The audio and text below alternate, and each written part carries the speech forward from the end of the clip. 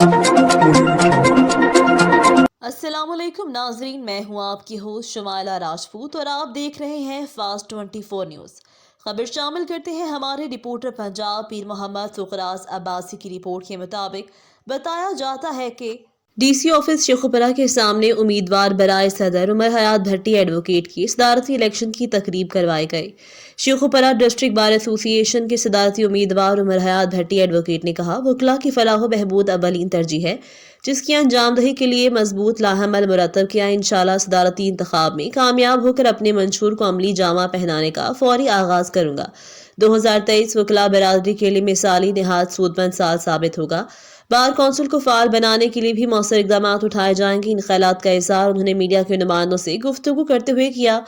उमर हयात भट्टी advocate ने कहा कि वकला आयन और कानून की बालादस्ती के ज़ामिन, अदलिया की आज़ादी के दाई हैं। आज इंसानी हकूक़ के तहफ़्फ़ुज़ की खातिर जो किरदार वकला ने अदा किया, उसकी मिसाल नहीं मिलती।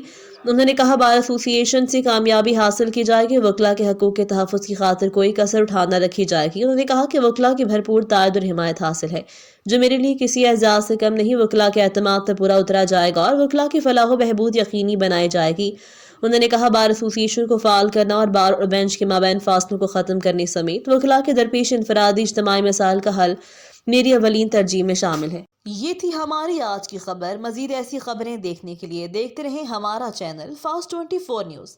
अपनी होस्ट शुमाइला राजपूत को दीजिए इजाज़त। अल्लाह निगहबान।